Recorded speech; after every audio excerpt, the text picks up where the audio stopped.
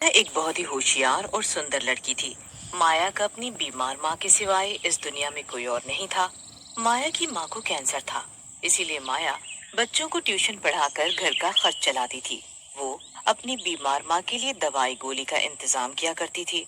एक रोज माया मंदिर में भगवान से बोलती है, भगवान जी, आप तो जानते ही हो कि मेरी माँ को कैंसर है, इसीलिए उनका ऑपरेशन करना बहुत जरूरी है और ट्यूशन के पैसे से तो बस घर का खर्च ही चल पाता है।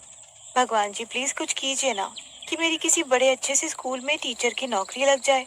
माया मंदिर में भगवान की मूर्ति के सामने ऐसे बोल ही रही होती है कि तभी माया को विकासपुर के मॉडर्न स्कूल के प्रिंसिपल सर का फोन आता है। हेलो माया जी, मैं विकासपुर के मॉडर्न स्कूल का प्रिंसिपल बोल रहा हूँ। आप कल से स्कूल ज्वाइन कर सकती हैं, तो प्लीज टाइम पर स्कूल आ जाना। ये खबर सुनते ही माया खुशी से झूमने लगती है। अरे वाह भगवान जी, आपने तो मेरी सिलेक्शन सीधे विकासपुर के मॉडर्न स्कूल में करा दिया। फिर अगले ही दिन माया टाइम पर स्कूल पहुंचती है। माया जी, आपको 12वीं क्लास के बच्चों को पढ़ाना है, जो कि बहुत ही शरारती हैं। छोटे बच्चों को तो शरारत करने पर डांट कर चुप कराया जा सकता है, पर बड़े बच्चों को डांट कर चुप करना बहुत ही मुश्किल काम है। सर आप चिंता मत कीजिए, मैं सब संभाल लूंगी। ऐसा बोलकर माया 12वीं क्लास में जाती है और देखती है कि सभी बच्चे आपस में बातें कर रहे हैं। गुड मॉर्निंग स्टूडेंट, मैं आपकी न्यू टीचर माया हूँ और अब से मैं ही आपको पढ़ाऊंगी। स्टूडेंट विक्रम अपने दोस्त जीवेश से बोलता है। यार, ये लड़की हमारी टीचर है। अरे मुझे तो ये टीचर कम स्टूडेंट ज्यादा लग रही है। कुछ भी कहो, टीचर जी है बड़ी खूबसूरत। ऐसे बोलकर दोनों जोर जोर से हंसने लगते हैं। तुम दोनों आपस में क्या बातें कर रहे हो जो तुम्हें इतनी हंसी आ रही है? टीचर जी, आपको हमारी बातों पर दिलचस्पी दिखाने की जरूरत नहीं है, बल्कि आपको तो हमें पढ़ाने में दिलचस्पी दिखानी चाहिए। जीवेश की बात सुनकर क्लास के सभी बच्चे जोर जोर से हंसने लगते हैं। माया को ये देखकर बहुत गुस्सा आता है। माया अपने मन में बोलती है, अभी इन बच्चों पर गुस्सा करना ठीक नहीं होगा। ऐसा बोलकर माया बच्चों को पढ़ाना शुरू कर देती है कि तभी वे देखती है कि जीवेश का ध्यान पढ़ाई पर नहीं है। ये देखकर माया को बहुत गुस्सा आता है और उसे बोलती है, जीवेश, क्या तुम्हें पता नहीं कि स्कूल में स्टूडेंट को फोन लाना अलाउड नहीं है?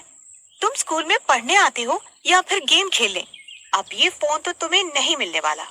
आप इस स्कूल में अभी नई नई आई हो ना, इसलिए मुझे नहीं जानती हो कि मैं जीवेश मल्होत्रा, रविंद्र मल्होत्रा का बेटा हूँ। मेरे डैड इस शहर के बहुत बड़े और नामी बिजनेसमैन हैं।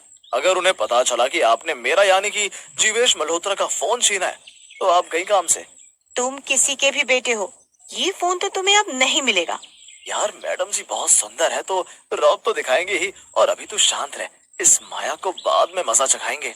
अगले दिन माया स्कूल जाती है और अपनी क्लास में जाकर देखती है कि सभी बच्चे बहुत शोर मचा रहे हैं। 12वीं क्लास, ये कितना शोर मचा रखा है तुम लोगों ने? और जीवेश, तुम्हारे पास ये फोन कहाँ से आया? टीचर जी, आपको क्या लगा आप मुझसे मेरा फोन छीन लोगे तो मैं स्कूल में फोन नहीं ला पाऊंगा? आपने मुझसे मेरा एक फोन छीना, तो देखो मैं आज दूसरा फोन ले आया। वैसे मैम, आज आप एकदम मस्त लग रही हो। जरा मेरे साथ मेरे न्यू फोन में सेल्फी तो खिंचवा लो। यार विक्रम, तू भी आजा, हम साथ में सेल्फी खिंचवाते हैं। ऐसे बोलकर जीवेश और विक्रम माया के पास जाकर खड़े हो जाते हैं और जीवेश मैम के साथ जबरदस्ती सेल्फी लेने लगता है। ये देखकर माया को बहुत गुस्सा आता है और वो गुस्से में जीवेश और विक्रम को गाल पर एक जोरदार थप्पड़ मार देती है। ये देखकर क्लास के सभी बच्चे जीवेश और विक्रम पर जोर जोर से हंसने लगते हैं। माया जीवेश से उसका फोन लेकर प्रिंसिपल सर को दे आती है। मैम, आपने मुझे थप्पड़ मारकर अच्छा नहीं किया। अब देखना मैं आपका क्या हाल करता हूँ।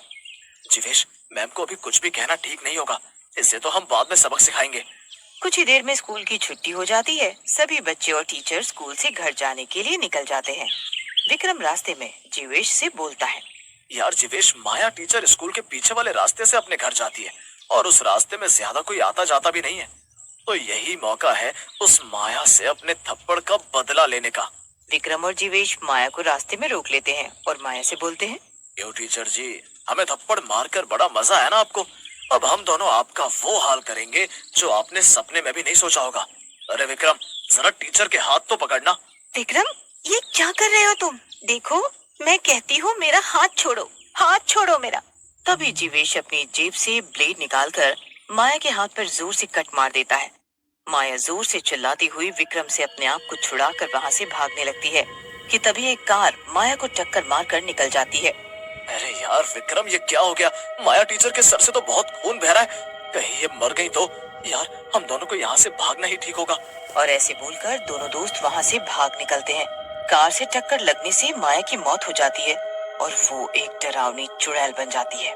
नहीं नहीं, मैं मर नहीं सकती। अभी तो मुझे मेरी बीमार माँ का कैंसर का ऑपरेशन भी करना है। अगर मैं तो मरकर एक चुड़ैल बन गई, मेरी मौत का जिम्मेदार वो कार वाला नहीं बल्कि जीवेश और विक्रम है। मैं छोड़ूंगी नहीं उन दोनों को, बिल्कुल नहीं छोड़ूंगी मैं। ऐसे बोलकर चुड़ैल फिर से माया के रूप में बदल जाती है और अगले दिन स्कूल पहुंचकर अपनी क्लास में जाती है। माया को सही सलामत देखकर विक्रम और जीवेश के होश उड़ जाते हैं। यार जीवेश, ये माया टीचर तो बिल्कुल ठीक है। कार से टक्कर लगने के बाद भी इन्हें कुछ नहीं हुआ। माया बुक लेकर बच्चों को पढ़ाना शुरू करती है कि तभी जीवेश अपना नया फोन निकालता है। माया विक्रम और जीवेश को देख लेती है और दोनों के पास जाकर उनसे उनका फोन छीनकर डस्टबिन में फेंक देती है और वे एक चुड़ैल के रूप में बदल जाती है। माया टीचर को चुड़ैल के रूप में देखकर क्लास के सभी स्टूडेंट थर-थर कांपने लगते हैं। बहुत मजाक बनाया है तुम बच्चों ने मेरा, और बहुत शोर मचाते हो ना तुम सभी, तो अब शोर मचा कर दिखाओ। अरे क्या हुआ? शोर मचाओ ना, मचाओ ना शोर। चुड़ैल जोर से हंसते हुए बोलती है। क्या हुआ? आज पूरी क्लास एकदम शांत है। सबको शांत होना भी चाहिए क्योंकि मैं माया टीचर नहीं बल्कि मैं माया चुड़ैल हूँ। और अब सबसे पहले सजा विक्रम और जीवेश को मिलेगी। अरे ये क्या? जीवेश और विक्रम, तुम दोनों दोस्त अभी तक मुर्गा नहीं बने। चुड़ैल जी, हमें माफ कर दो। हमने तो कुछ ऐसा नहीं किया है जो आप हमें इतना डरा रही हो। विक्रम की बात से चुड़ैल को गुस्सा आ जाता है और वे विक्रम को डंडे ही डंडे मारने लगती है। अरे चुड़ैल जी, मेरे दोस्त को इतना क्यों मार रही हो? छोड़ दो बेचारे को। इसे तो मैं नहीं छोड़ूंगी और साथ में तुझे भी अच्छा सबक सिखाऊंगी। ऐसे बोलकर चुड़ैल जीवेश का गला पकड़ लेती है। जीवेश जोर से चिल्लाते हुए बोलता है। अरे चुड़ैल छोड़ दो, तू मेरे डैड को नहीं जानती हो। अगर उन्हें पता चला कि तूने मेरा गला पकड़ा है और मुझे बहुत मारा है तो वो जिंदा नहीं छोड़ेंगे तुझे जान से मार डालेंगे। चुड़ैल जोर से हंसते हुए बोलती है। तुम दोनों ने मुझे जिंदा छोड़ा ही कहा है जो मुझे मार डालोगे, मगर अब मैं तुम दोनों को नहीं छोड़ूंगी। तुम दोनों को जान से मार डालूंगी। जीवेश का शोर सुनकर प्रिंसिपल सर वहां आ जाते हैं और चुड़ैल को देखकर उनके होश उड़ जाते हैं।